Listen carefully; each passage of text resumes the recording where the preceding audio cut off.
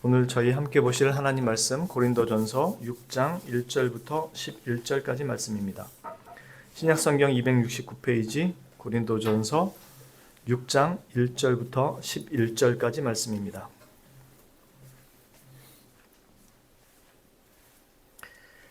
다 찾으신 줄로 알고 제가 봉독하도록 하겠습니다.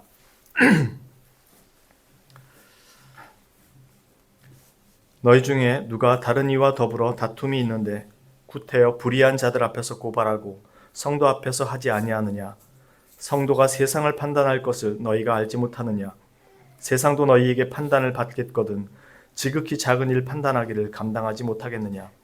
우리가 천사를 판단할 것을 너희가 알지 못하느냐? 그러하거든 하물며 세상 일이랴. 그런즉 너희가 세상 사건이 있을 때 교회에서 경히 여김을 받는 자들을 세우느냐? 내가 너희를 부끄럽게 하려 이 말을 하노니 너희 가운데 그 형제간의 일을 판단할 만한 지혜 있는 자가 이같이 하나도 없느냐? 형제가 형제와 더불어 고발할 뿐더러 믿지 아니하는 자들 앞에서 하느냐? 너희가 피차 고발함으로 너희 가운데 이미 뚜렷한 허물이 있나니 차라리 불의를 당하는 것이 낫지 아니하며 차라리 속는 것이 낫지 아니하냐? 너희는 불의를 행하고 속이는구나. 그는 너희 형제로다. 불의한 자가 하나님의 나라를 유업으로 받지 못할 줄을 알지 못하느냐? 미혹을 받지 말라.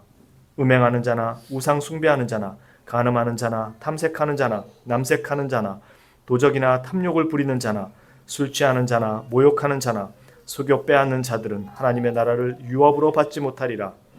너희 중에 이와 같은 자들이 있더니 주 예수 그리스도의 이름과 우리 하나님의 성령 안에서 씻음과 거룩함과 의롭다 하심을 받았느니라. 아멘. 네, 계속해서 저희 고린도 교회의 문제를 보고 있는데요. 고린도 교회의 문제는 오늘날 교회에 여전히 있는 문제라고 말씀을 드렸습니다.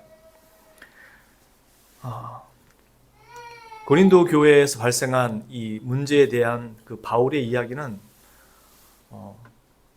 크게 두 가지로 볼 수 있을 것입니다.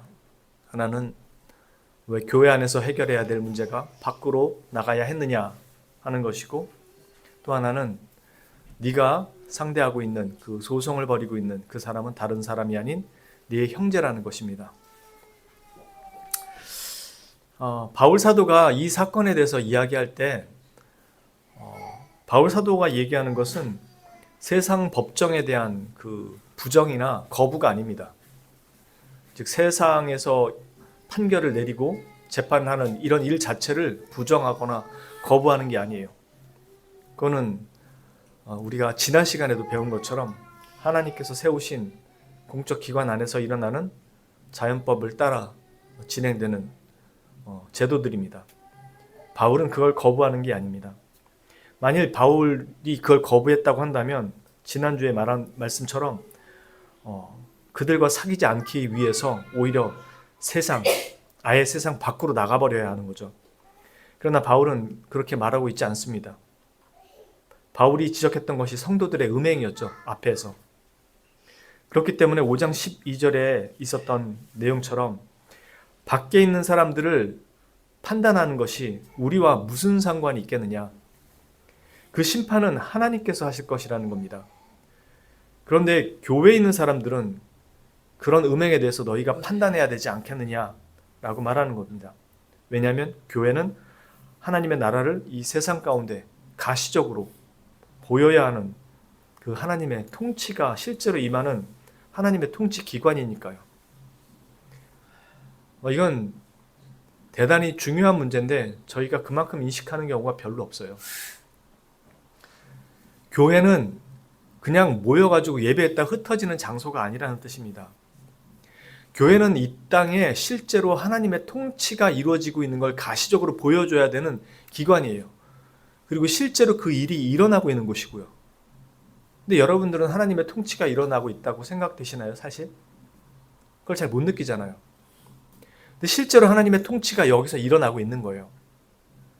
그러니까 내가 하나님의 통치에 대해서 무디다라는 건 하나님과의 나와의 관계가 그만큼 무디다는 거고요.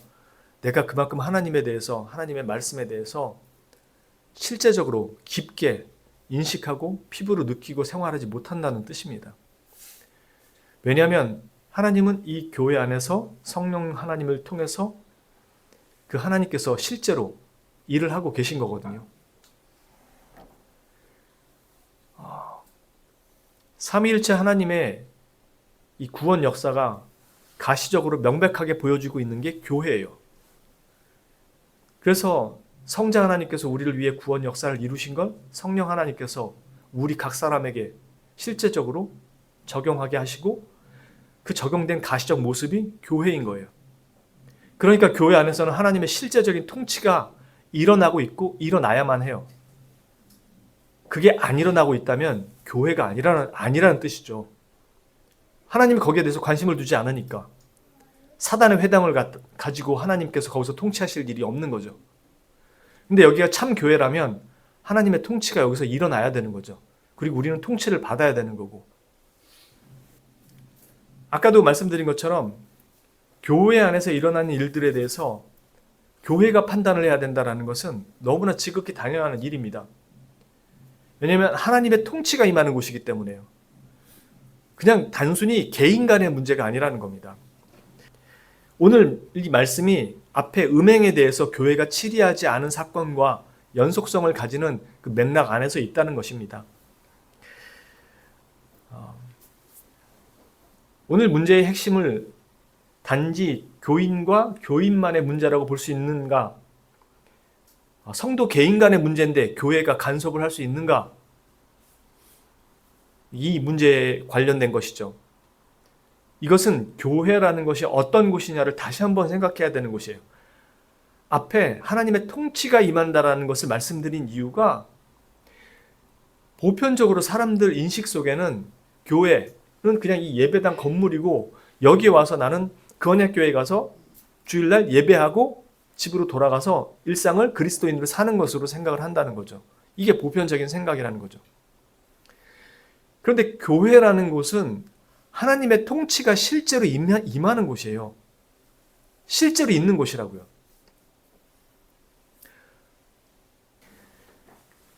교회의 실제적인 주인이 그리스도이고 그리스도의 통치가 실제로 임하는 곳이라고 얘기를 했어요. 그러면 거기에 속해 있는 우리는 주님의 백성이라는 소리죠. 우리가 이 땅에 살면서 국가가 왜 내 일에 간섭을 해?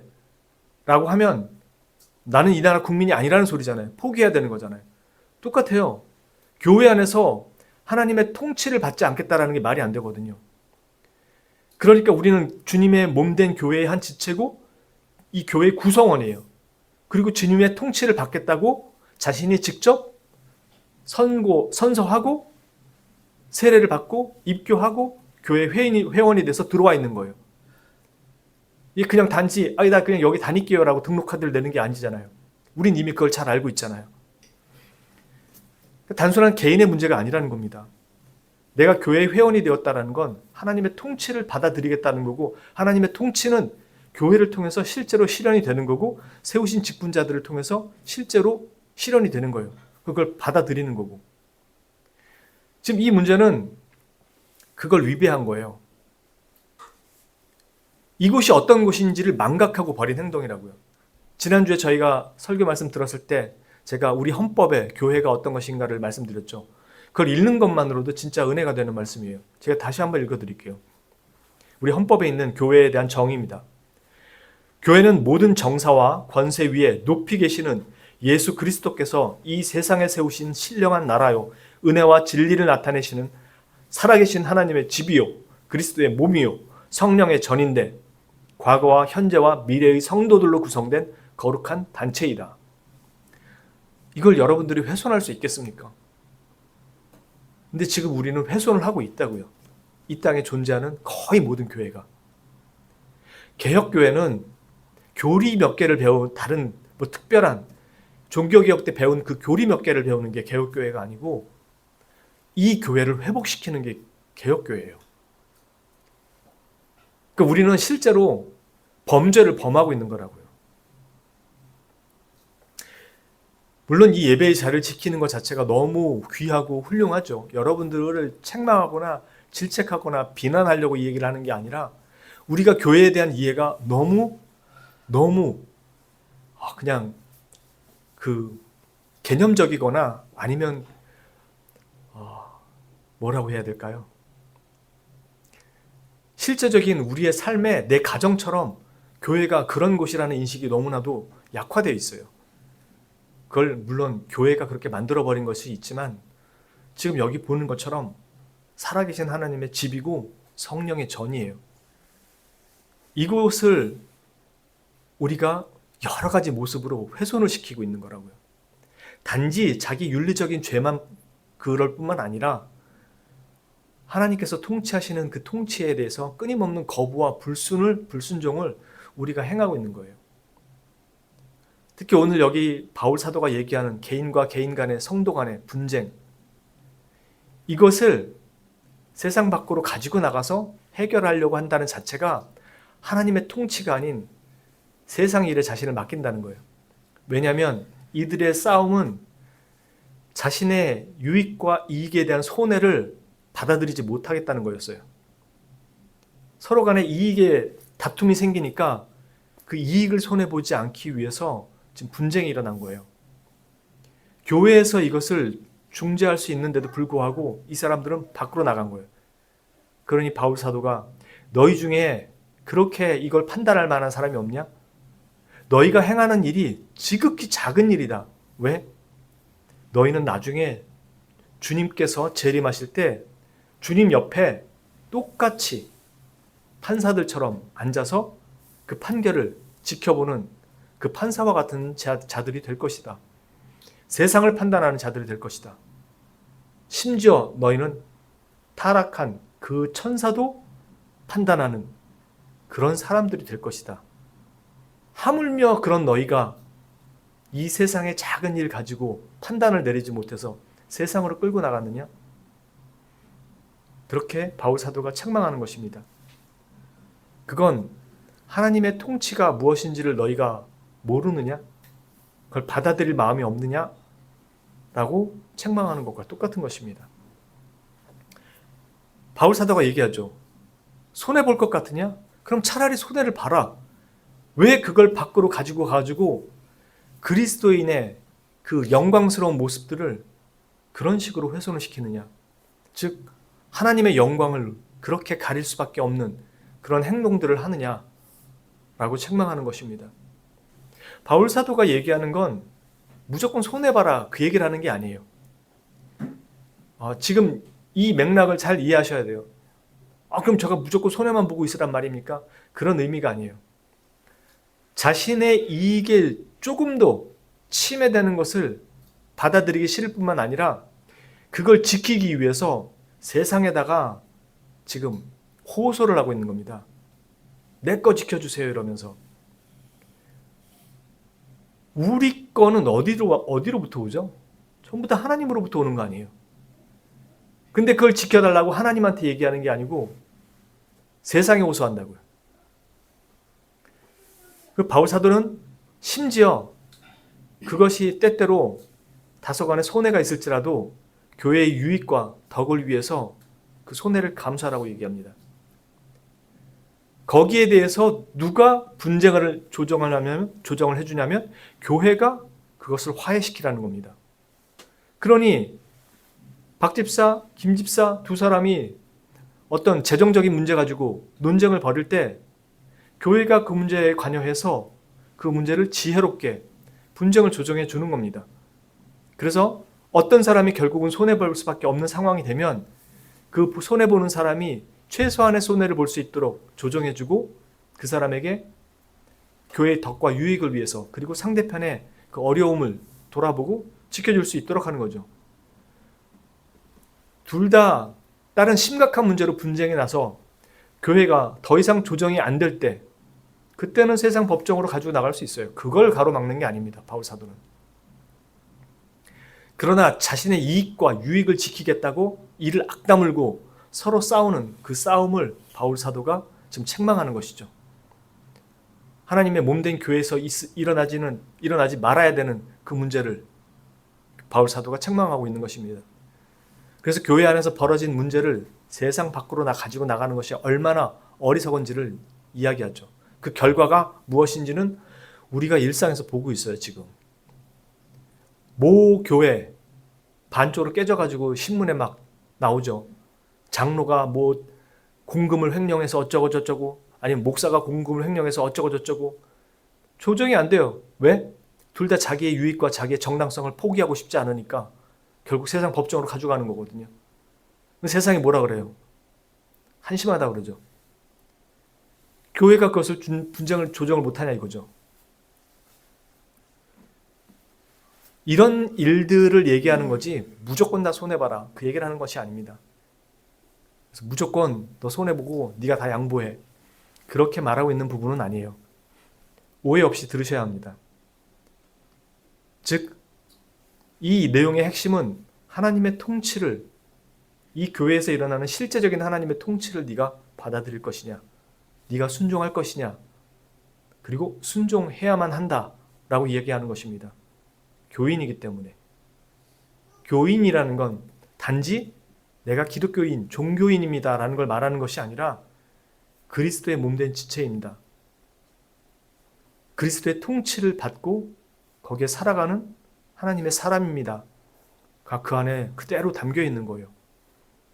그러니 이건 우리가 그리스도인으로 살아간다고 할 때 정말 중요한 거죠. 이걸 망각하지 않아야 되는 거예요. 정말로. 그래야지 매 순간순간 내가 그리스도인으로 살아간다는 걸 깨닫게 됩니다. 그래서 교회 안에서 내가 이것에 대한 인정을 받지 못한다고 할지라도 그 인정을 받아내기 위해서 억지로 아니면 그건 내 권리야 라는 것으로 교회에 강요하고 상대방에게 강요할 수가 없어요.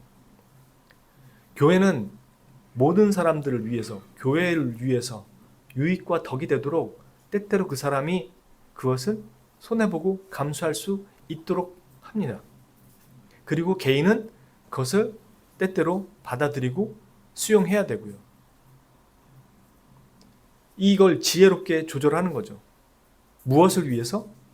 이 사람도 좋고 교회도 좋고가 아니라 교회 전체의 유익과 덕을 위해서요. 그래서 때로는 손해를 봐야 될 상황이 있으면 그것이 교회를 위하고 덕이 되는 일이라면 손해를 봐야 됩니다.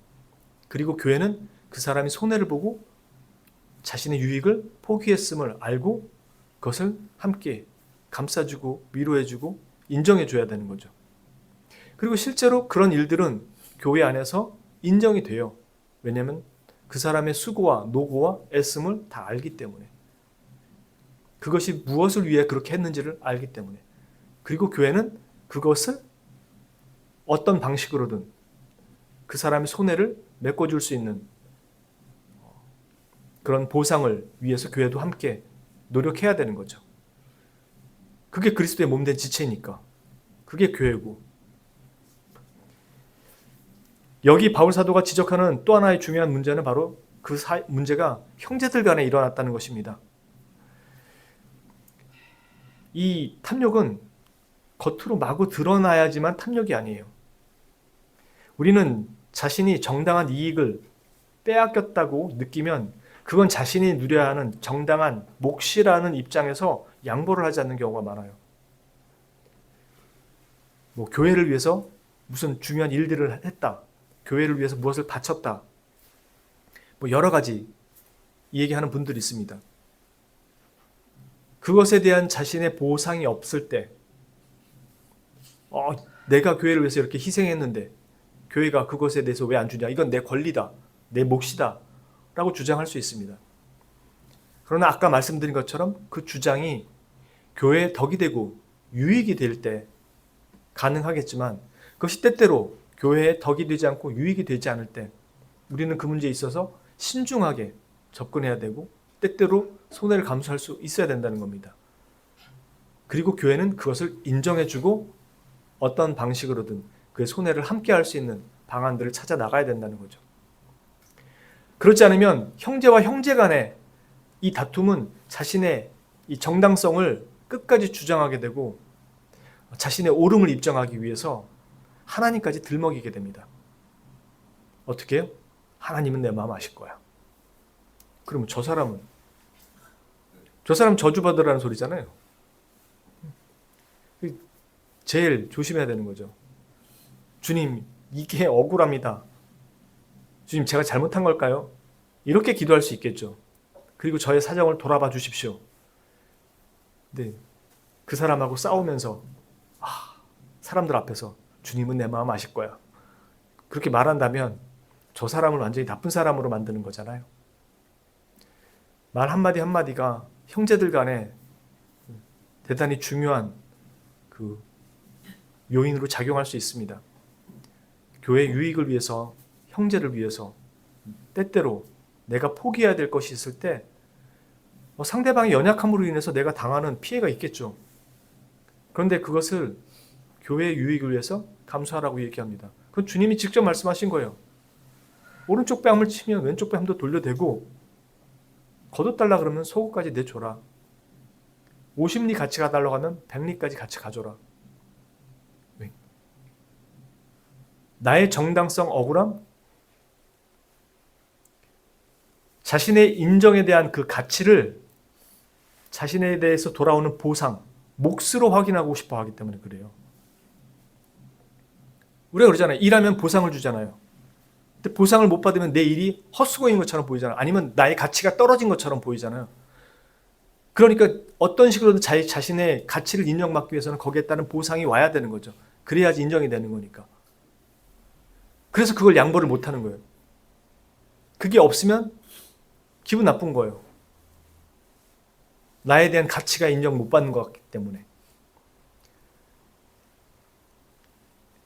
만약 그렇다면요, 허무하게 죽어버린 것 같은 그리스도의 죽음의 가치는 도대체 얼마짜리인 겁니까? 그럼 빵원이에요, 빵원. 모두가 그리스도가 왜 죽었는지 아무도 몰랐어요. 그 가치를 인정해 준 사람이 아무도 없었어요. 우리는 자신의 그 가치를 인정해 달라고 어떠한 방식으로든 그것을 인정받고 싶어 하지만, 그리고 자기의 그 정당한 권리와 이익을 놓치고 싶어 하지 않지만, 그리스도는 하늘 보좌를 떠나서 그 보좌를 제쳐두고 이 낮은 곳까지 오셔서 사람이 되셔서 죽으셨어요. 그리고 죽을 때 이런 소리를 듣습니다. 네가 하나님의 아들이면 내려와봐라. 그래서 우리를 믿게 해라. 그럼 믿어줄 테니까. 라는 소리를 들으셨어요. 자신의 가치를 인정하기 위해서 위에서 어떤 말씀도 안 하셨어요. 주님이 하신 말씀은 저들의 죄를 사하여 주옵소서. 저들은 자신들이 무슨 일을 벌이고 있는지 모릅니다. 우리는 그리스도인이라고 얘기해요. 그럼 그리스도인이 교회에 와서 뭘 배우는 거죠? 윤리 배웁니까? 도덕 배웁니까? 아니잖아요. 그리스도를 배우는 거잖아요. 말로는 그리스도를 배우면서 그리스도를 따라가지 않는다면 그건 정말 말이 안 되잖아요. 그리스도를 배운다라는 거는 정말 많은 의미를 함의해요. 그럼 주님이 기도할 시간이 모자라서 밤잠 줄여가면서 새벽부터 기도하시죠. 그 권능이 없으셨나요? 근데 그 권능이 많으신 분이 땀방울이 핏방울이 되도록 늘 주님 앞에 기도합니다. 주여 이기 하여 주옵소서. 기도 안 해도 되는 분 아니에요? 그분의 모든 삶은 우리가 가야 될 모든 삶의 표본이었어요. 그러니까 우리는 그걸 따라가는 거예요. 그게 개혁교회예요. 로만 카톨릭이 다 외적인 예전 형식들, 그리고 외적인 다른 것들, 이런 방편들 가지고 예배를 이끌었던 것들에 대해서 다 떠나서 그리스도에게로 돌아가고 우리가 그리스도인이 되고자 했던 것들이 사실 종교개혁의 핵심이었거든요. 우리가 그리스도인으로서 교회에 와서 무엇을 배운다 할 때는 바로 예수 그리스도를 그대로 담는 것입니다. 그리스도께서 십자가에서 죽으실 때 자신의 가치를 인정받지를 못했어요. 아무에게도. 우리가 교회에서 여러 가지 일들을 하면서 때때로 이런 일이 있을 수 있습니다. 그때 아까도 말씀드린 것처럼 하나님은 실제로 교회 안에서 자신의 교회를 통치하세요. 그리고 우리를 다스리세요. 그 말은 우리가 잘못했을 때는 때때로 징계하시고 가르치시고 알게 하시고 회개케 하십니다. 그리고 우리가 잘했을 때는 마땅한 것임에도 불구하고 우리의 책임과 의무인데도 그분이 그에 따른 보상을 주세요. 여러분들이 경험해서 아시겠지만 상을 주시고 은혜를 베푸시고 어렵고 힘든 상황을 열어주시기도 하고 재정적인 부분을 채워주시기도 하고요. 여러 가지 방식으로 상을 주세요. 실제로 하나님의 통치가 우리 가운데서 일어나고 있다는 겁니다. 그게 내 개인에게만 해당되는 것이 아니라 교회 전체에도 해당되는 것이고요. 그러니까 우리가 하나의 교회로 모이고 힘쓰고 애쓸 때 하나님의 은혜와 은사는 교회 안에서 반드시 나타날 수 있다는 겁니다. 우리는 그리스도인입니다.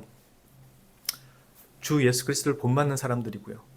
하나님의 통치를 받는 곳이고요. 교회는 실제로 그런 곳이고요. 여러분들 삶 속에서 많은 손해와 불이익이 있을 수 있습니다. 교회 안에서요. 세상에서의 문제라면 그 옳고 그름을 다툼이 있겠지만 교회 안에서는 교회의 유익을 위해서 때때로 감수해야 되는 부분이 있습니다.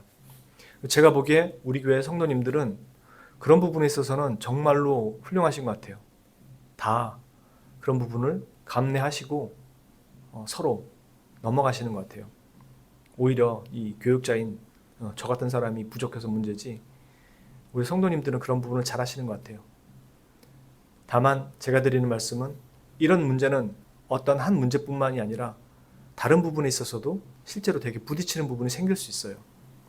그때마다 여러분들이 그리스도의 한 지체임을 기억하고 하나님의 통치가 실제로 이곳에서 일어나고 있음을 믿어 의심치 마시고 우리가 그의 몸된 교회로서 그것을 통치를 다스림을 받고 즉 교회가 그 부분에 있어서 어떻게 이야기하고 있는지를 하나님께서 성경을 통해 어떻게 말씀하고 있는지를 잘 이해하고 배우셔서 그대로 따라가실 수 있는 하나님의 몸된 지체로서의 거룩함을 지켜가는 하나님의 거룩한 백성 되시기를 주님의 이름으로 축원합니다. 기도합니다.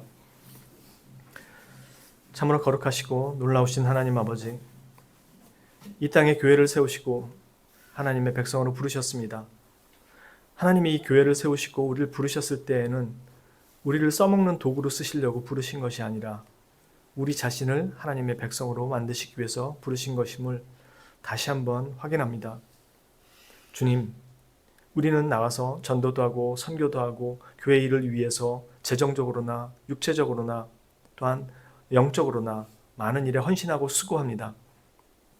그것은 우리들에게 주어진 의무고 책임인 것을 다시 한번 돌아봅니다.